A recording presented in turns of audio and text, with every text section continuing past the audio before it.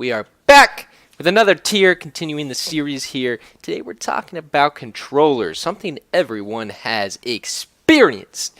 Now we got the top controllers here. I know you guys are going to be like, oh wait, but you guys don't have the 3DO or the CDI up here. Well, come on. How many people really touch those controllers? Unless maybe you did, but you didn't that often. I'm sure you touch these a lot more. And you know what? Controllers are the gateway to the console. It's what we put our little fingers on and touch every day when we're playing those games. So it's important that they make these nice and juicy.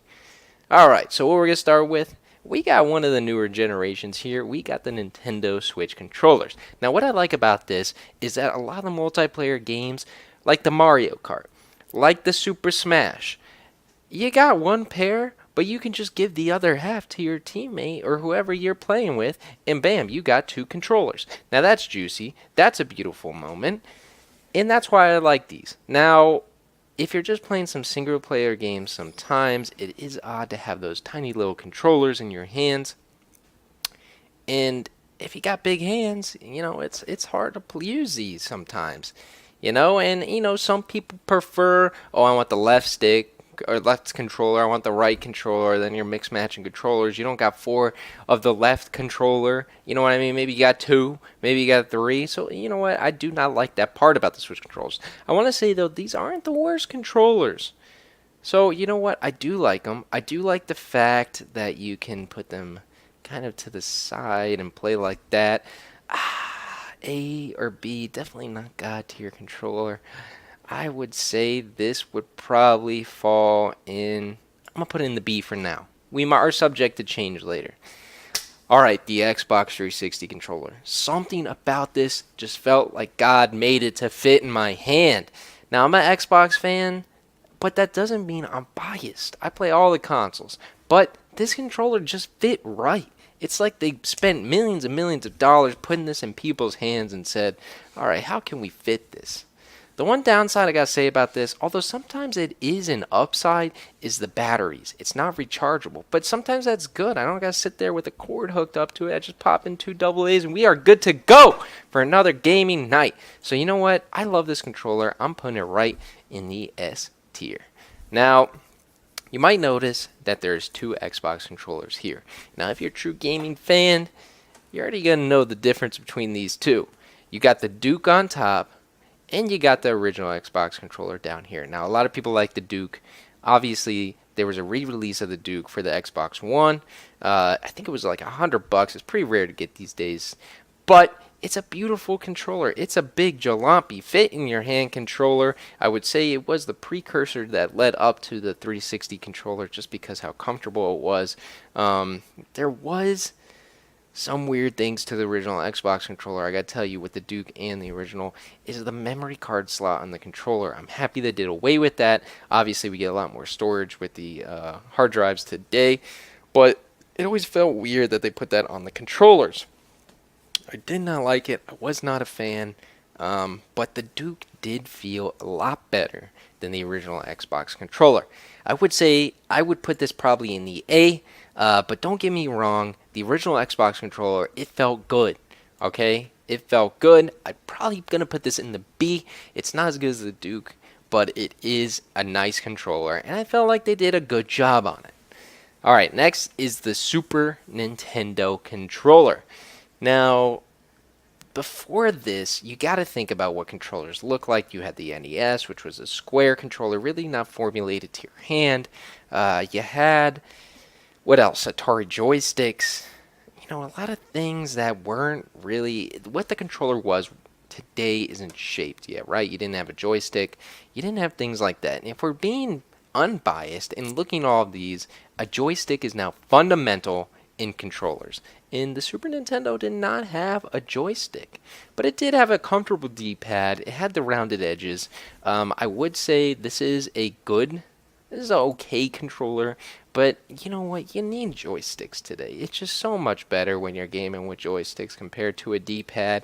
I love Nintendo, but you know, I understand. This was made in a time when joysticks weren't around. I get it. Alright, next is the PlayStation 4. Now, something you might see with my reviews all the way up through PlayStation is that they're just so long. Like, I like the joysticks. The double joysticks are amazing. I'm glad they introduced it, but it's just so annoying how long they are. They don't fit on my hands correctly. If you have bigger hands, it's just weird.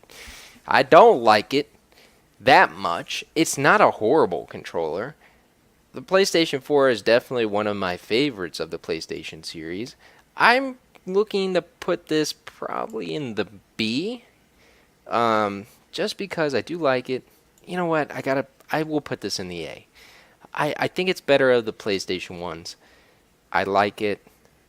It's the joysticks are comfortable on this. The rechargeability could be a good, it could be a minus. If it dies, you gotta sit there with a cord. Yeah, I'm thinking it's an A. It's an A. We'll move on. We'll come back to it. I mean, I like it. I like the movement pad on it, but it's not God tier. It's not crap though. But it's there. We're gonna put it in the A. All right, Sega Saturn.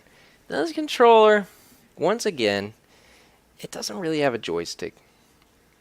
I remember playing the Sega Saturn. The bumpers on it feel weird, although it is one of the first consoles that have those bumper options. I like it, but is it the best? I would say probably a C for me. Just give me 1 second here. Alright, so we move on here. The Sega Genesis. Okay, probably one of my least favorite controllers. I just never felt like it was too responsive, although I did love Sega Genesis. The button layout to me was kind of odd. I wasn't like too big of a fan of it. Just wasn't juicy for me. I'm putting in the D.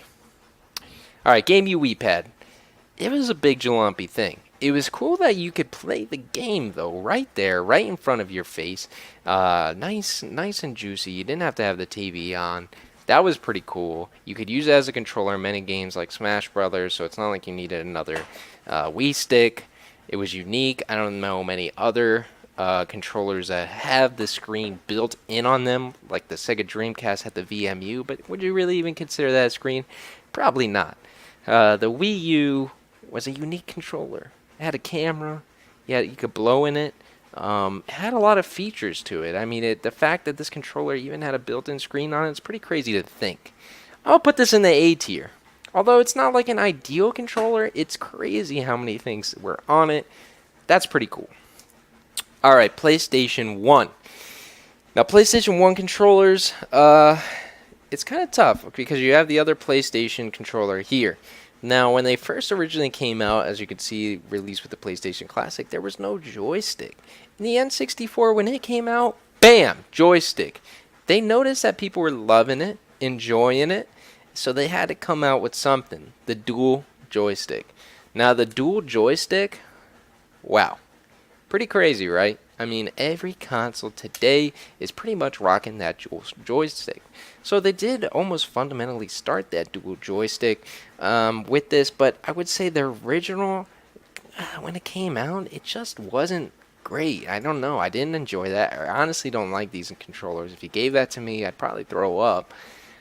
Not good. But I'd say coming out with the dual joystick, I mean, it has some fundamental goodness to it. Alright, the Switch Pro controllers. These are good. They feel comfortable. If you're not a fan of these and you got big hands, and you want the dual joystick action for Smash, you could hit this up. It's a good, viable option for you. The price might be a little sticky, but most controllers' prices are. I'd say this is probably going to go along the B. Now, PlayStation 2 controllers are very like the second generation PlayStation 1 controllers. So that's pretty on line with the B. They didn't really do much to differentiate, I believe. Maybe a little bit change in the button sensitivities, but honestly, if you put these side by side, someone that's not very seasoned to it, I don't know if you really tell a difference here. Alright, GameCube controllers. Now, GameCube controllers were beautiful. The joystick with the ripples, the little C joystick, responsive. The feeling of putting in those triggers were something unique. It also had this oddly comfortable feeling, although it didn't look like it would be comfortable. I would put this, honestly, probably in the S. I love this controller. It's great, beautiful. I love you GameCube. There's a reason why everyone still today loves using the GameCube controller, and even they came out with the Switch version of the GameCube controller. So there's a reason this is God tier, and people love it today. Same thing with the Xbox 360 I didn't talk about. A lot of people for online PC games will get the online adapter for 360 controllers because they are that comfortable. Alright, so NES controller. NES controller, you know, is a little uncomfortable. It's boxy. It was a cool layout scheme. I wouldn't say it's a bad controller for its time. However, today I probably wouldn't like to use this to play any modern games. I would put this at a C, although at its time I would say it probably would be at A or S. But today, compared to these godly controllers up here, it's really, come on, doesn't have a built-in screen. It doesn't have 2 joysticks. So you know what? It's gotta go to the C tier. Alright, Nintendo 64 controller. Now this looks like a freak of nature. Come on, 3 different prongs. That's insane. But something about this revolutionized the way we game today. And, you know, you're probably holding on to those right 2 sticks. You're a madman if you're holding that controller differently. But I love this controller. I think I grew up with this in my hand. It's a good controller. I wouldn't say it's a god tier. But it definitely is something I enjoyed. Probably putting this in the B. I can't put this in the A because sometimes it was awkward to press those trigger buttons if you're holding a certain way. And the Z button in the back was kind of odd, but it's a hard choice. It's a hard choice, but is it as great as these? I just think not. Alright, Dreamcast controller. Now this felt like a pretty heavy controller. I'm not a big fan of the VMU insert here. I mean, it was cool at the time, but the practicality of it, I don't know. And the start button being so low down here, I was always like, that's weird. They could have put it a little bit higher up, you know. The buttons were cool, and it's almost like it was starting to form either a PlayStation or an Xbox controller the way this was laid out. I'd probably say more closer to an Xbox 360 controller, so it wasn't too bad. And then the 2 triggers in the back. I did like the Dreamcast controller quite a bit. It was comfortable. I wouldn't say it's uncomfortable like the N64. The VMU was cool. I know I just said that it was unnecessary, but it was cool when it came out. It's so hard to say. Because I want to put this in the A, but I definitely would have to move these up. Because this was wired too. This is wireless. Alright, I'm going to have to do it. I'm moving the Switch up to the A. Just because this wireless capabilities, it's beautiful. And I like it. I like it. The Dreamcast, though, I'm still stuck. It's definitely not C. It's definitely not S. It's going in an A or a B. I'd probably say it's going to go in the B. I feel comfortable with it being in the B. Alright, the Wii Stick and joystick. Now, this controller was unique because of the motion controls. But we're going to talk about this prior to having the Wii Motion Plus. There was some flaws to it. I didn't like games that required having both and you can just use the Joy-Con or the joystick sideways, or the Wii Remote, I'm sorry, sideways. You had to have the extra joystick. I didn't like that aspect of it. Because sometimes it's like you didn't have enough joysticks. Come on, I want to just use the controller sideways, like playing Dragon Ball Tenkaichi, man. It was cool though. It was unique. I liked it. It revolutionized what the Wii's use today, and plus you could even use these controllers on the Wii U, which was great. I'm putting it in the B. I wouldn't say it's an A or S. It's definitely not a C. So I think a B is right. The wireless capabilities was excellent. I love it. Alright, PlayStation 3 controllers. PlayStation 3, you're talking about wireless, no more wired like PS2 or PS1, which is great. The elongated controllers, though, a little bit uncomfortable, but not so bad. Joysticks had a good response. I'm going to say this goes in an A. Alright, the Xbox One. Whew. It's like they took the Xbox 360 technology and hyped it up a little bit. It's so good. It feels right. Just the way it fits in your hand and the texture on the controller, the button response, the bumper response, the trigger response. The D-pad was nice and glossy. It's still, you can put batteries in there. I just love it. I love what they did with this. The home button's great. It's just beautiful controller. I would say this is probably my favorite controller. It's got to go in the S tier. Alright, I think I'm just looking over real quick at my choices here. I think this is it. I think this is where I have everything at. I know this is so hard categorizing these. Sometimes it depends what you grew up with playing, what you were doing, how you live life. Some people are probably going to highly disagree with me here. But you know what? This is my opinion. This is what I like. This is what I love. And I got to say my top three are my top three. It came out true to be. Let me know what you guys think. What are your favorite controllers? What do you agree with? What do you disagree with? Make sure to like, comment, subscribe. Thank you guys so much for tuning in for another tier episode. Have a good day.